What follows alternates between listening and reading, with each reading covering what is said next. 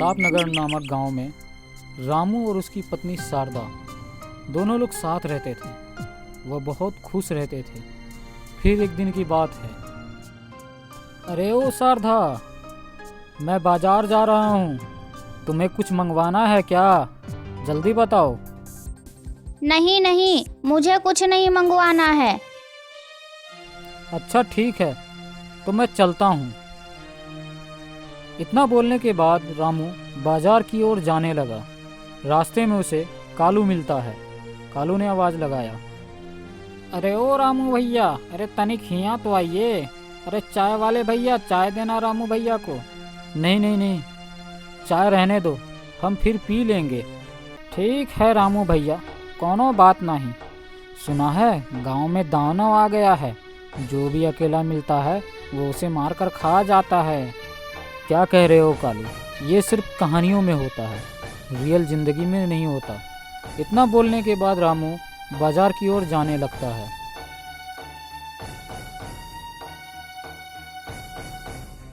दूसरे दिन मुरारी रामू के घर पर आता है। रामू भैया, अरे ओ रामू भैया, अरे तनिक बाहर आइए हो। अरे मुरारी, बहुत परेशान लग रहे हो, क्या हुआ? कोई बात है क्या?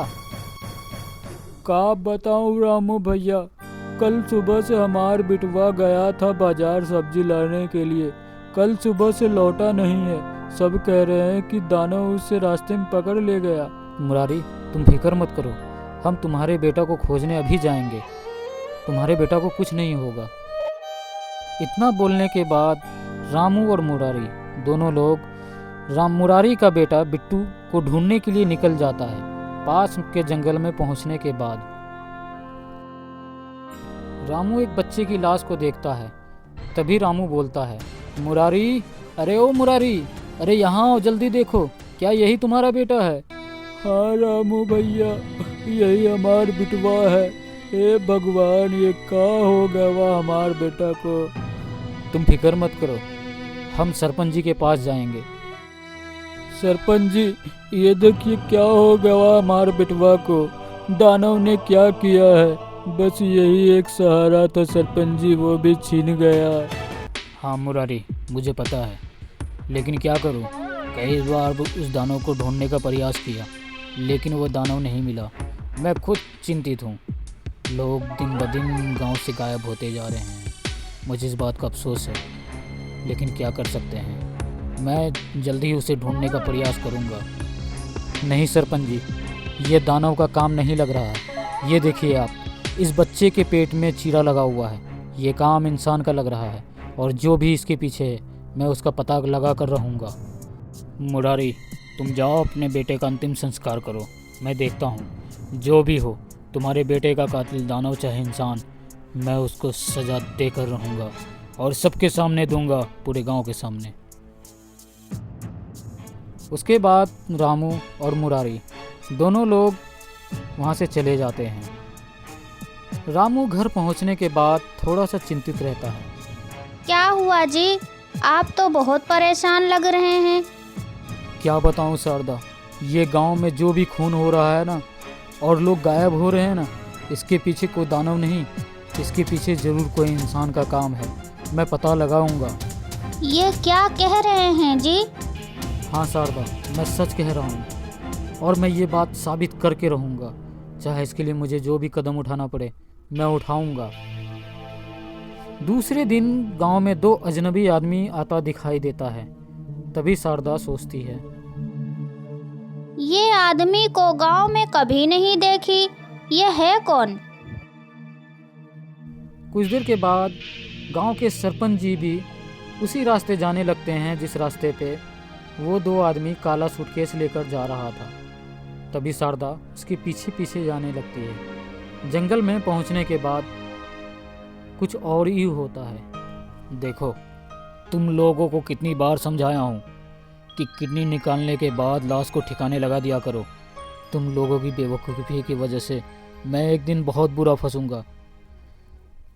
अब ऐसा नहीं होगा सरपंच जी, ये लीजिए पूरे 20 लाख रुपए।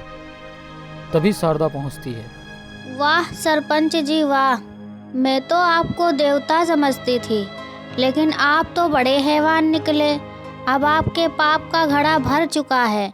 मैं पूरे गांव वालों को बता दूंगी कि असली कातिल आप हैं। तुम लोग खरे खरे मुंह क्या देख रहे हो? पकड़ लो इस औरत को और बांध दो। तभी सरपंच जी के आदमी शारदा को पकड़ लेते हैं। अब बताओ शारदा, तुम्हारा क्या होगा? परेशान मत हो, मैं तुम्हारे साथ बराबर इंसाफ करूंगा। तुम्हारी भी किडनी निकाल कर बेचूंगा, लेकिन आज नहीं, कल। तुम दोनों इसका ध्यान रखना। जी सरपंच जी, बिल्कुल ध्यान रखूंगा अच्छे से।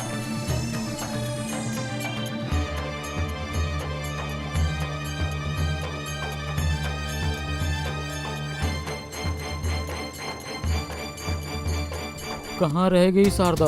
अब तक घर क्यों नहीं आई? कहीं दानव? नहीं नहीं, ऐसा नहीं हो सकता। मुझे गांव में पता लगाना चाहिए। इतना बोलने के बाद रामू गांव में हर जगह जाकर पता लगाता है। लास्ट में वो मुरारी के पास आता है। रामू के चेहरे पर मायूसी आज झलक रही थी। तभी रामू बोलता है, मुरारी, अरे ओ मुरारी।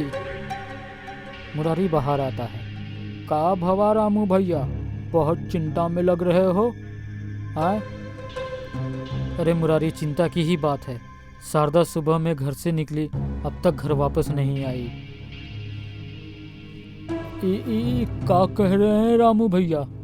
गांव में मालूम किए हो का? हाँ मुरारी, हर जगह मालूम कर चुका हूँ, लेकिन शारदा का कहीं पता नहीं है। अब तुम ही बताओ। रामू भैया, अभी तो रात बहुत हो गई है। एक काम करो, कल सुबह गांव वालों को लेकर भाभी को खोजने के लिए निकलेंगे। ठीक है मुरारी, तुम जैसा कहो। उसके बाद रामू वहाँ से चला जाता है। अरे ओ सुनो, इसका ध्यान रखो, मैं जा रहा हूँ सोने के लिए, ठीक है?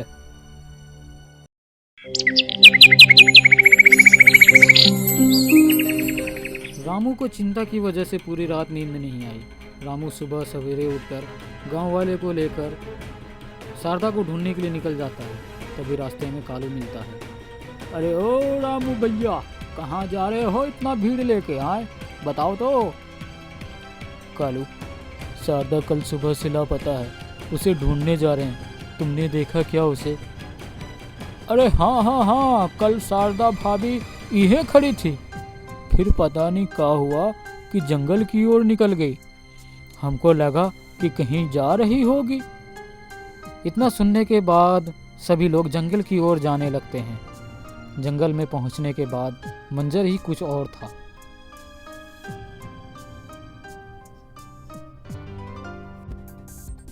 शारदा के दोनों हाथ बंधे थे। जैसे ही सरपंच जी उसे मारता है, तभी रामू पकड़ लेता है। सरपंच जी, ये क्या कर रहे हैं आप तो हमारी पत्नी को मार ही डालते। गांव में जितने भी खून हो रहे हैं, सब खून सरपंच जी करवा रहे हैं। ये लोगों को मार कर उसकी किडनी निकाल कर बेचते हैं। मैं जानता था, ये काम दानों का नहीं, किसी इंसान का है। सरपंच जी, अब तो तुम्हें फांसी होने से कोई नहीं बचा सकता है। तभी सरपंच जी बोलते हैं, मुझे माफ़ कर देना, मैं बहुत बुरा इंसान हूँ। पैसे के लालच में आकर ये सब किया। अब ऐसा गलती नहीं होगा, मुझे माफ़ कर दो। सरपंच जी, अब रोने से कोई फ़ायदा नहीं, अब तो फांसी होकर ही रहेगी। उसके बाद सरपंच जी को सज़ा हो जाती है उम्र कैद की।